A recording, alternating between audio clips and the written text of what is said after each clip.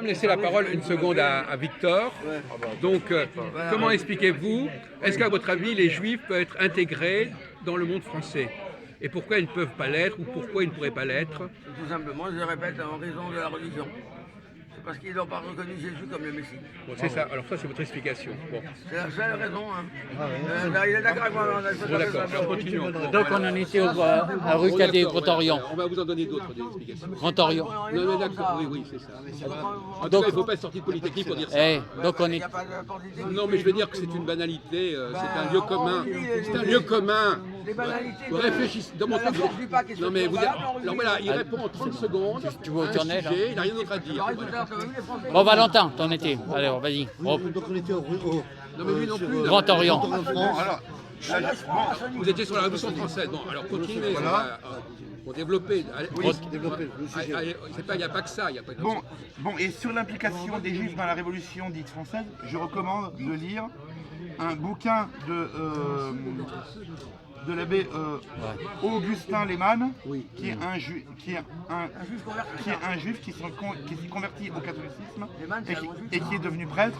Voilà, donc ça s'appelle Les Juifs sous la Révolution.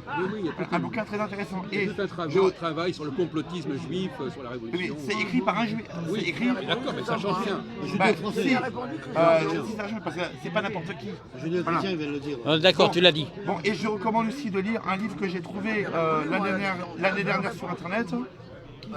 Alors, où vous avez un discours du président Sadi Carnot, qui était franc-maçon, Qui était assassiné. voilà, avec le discours du rabbinat français, un discours du rabbinat français en faveur de la Révolution française. Et je recommande vraiment de lire.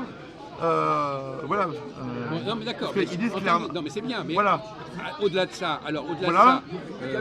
est-ce que vous avez compris Bon, alors pourquoi attendez. les Juifs sont Bon, inassimilables? alors attendez, s'il vous plaît. Et je voudrais mettre ça en parallèle avec la révolution bolchevique de 1917. Alors là, si vous voulez avoir une bonne source d'information sur l'implication des Juifs dans la révolution bolchevique, je vous recommande. Je vous recommande un livre du très grand écrivain contre-révolutionnaire russe Alexandre Solzhenitsyn, un livre en 2 tomes, 2 siècles ensemble. Oui, je connais. Alors le premier tome c'est sur les Juifs en Russie avant la révolution bolchevique, et le deuxième tome les Juifs pendant la révolution bolchevique. Voilà, et c'est la meilleure source qu'il y a sur le sujet, voilà, sur l'implication des Juifs dans la révolution bolchevique. Voilà, et pourquoi que les Juifs se sont impliqués dans cette révolution, dans la révolution française, voilà, et dans la révolution bolchevique.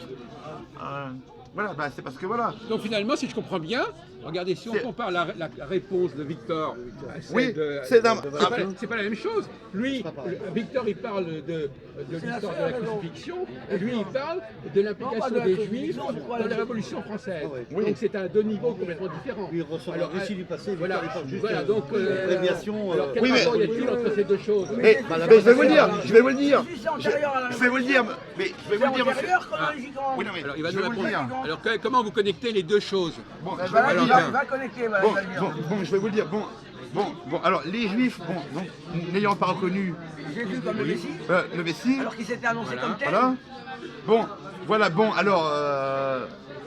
Alors évidemment, ce sont eux qui sont responsables. Il avait été annoncé par leur propre prophète. Oui. Qu'est-ce que c'est que ce truc-là? Bon, alors évidemment, ce sont les Juifs qui ont livré Jésus Pilate. à Ponce Pilate. Voilà, déjà, Judas, le traître, Judas a vendu Jésus pour quelques pièces. Hein, voilà, et puis après, ils ont livré Jésus à Ponce Pilate. Voilà, Et alors, quel rapport avec on va y venir. le complot des Juifs Oui, contre on va y venir. la monarchie? Voilà, on va y venir, voilà. Le lien est facile avec la lumière. Oui. C'est compliqué. Voilà, donc ils ont demandé à Ponce Pilate, de crucifier Jésus. Mettez-vous là. Voilà, mais même après la crucifixion, la persécution continue. Voilà, la persécution continue. Ah oui, voilà. c'est Voilà, ça. la persécution continue. La Ils ont persécution. persécuté Saül de Tarse, Voilà. Saint-Paul, quoi. Voilà, la persécution continue. Voilà, et comme il est dit dans le Talmud, alors là, voilà, et comme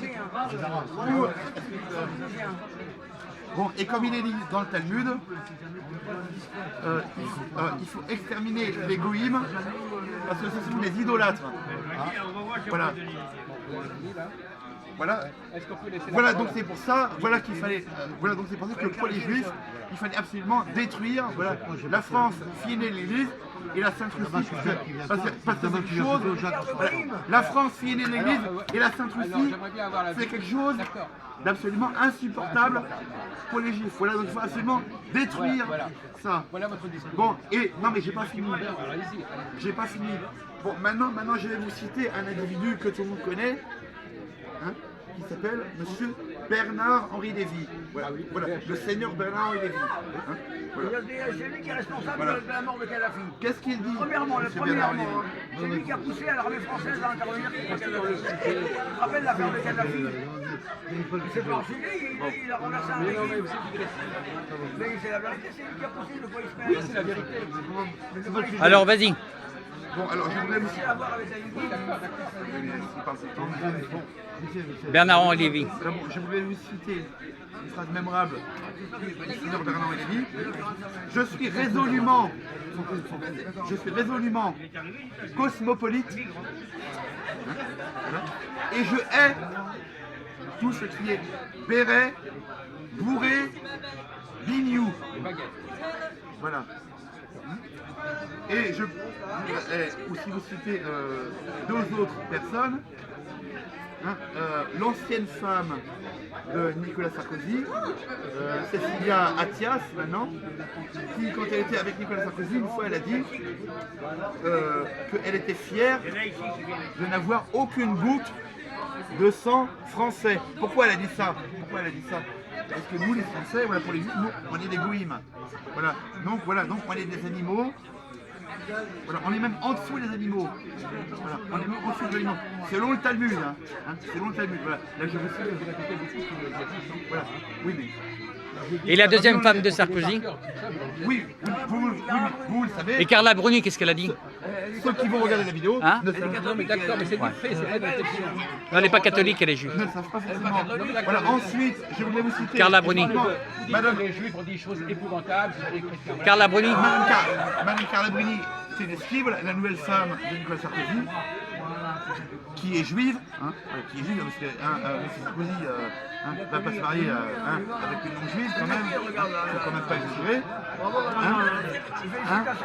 Elle a dit, en parlant des Français, oui, ça a été rapporté par, comment il s'appelle, Patrick Buisson, dans ses livres, Je suis désolé. en parlant des Français, Arrêtez, s'il vous plaît. Vous pouvez arrêter votre disque. elle aurait parlé. Je le sais tout ça. Laissez parler Christophe. Mais arrêtez-vous. Vous pouvez vous arrêter une seconde. Elle aurait parlé. Mais arrêtez une seconde. Ça, Ça a déjà été dit 100 fois. oui, mais les autres ne le savent pas, ceux qui vont regarder la vidéo ne le savent pas. Mais écoutez, répétez pas 100 fois la même chose. Oui, mais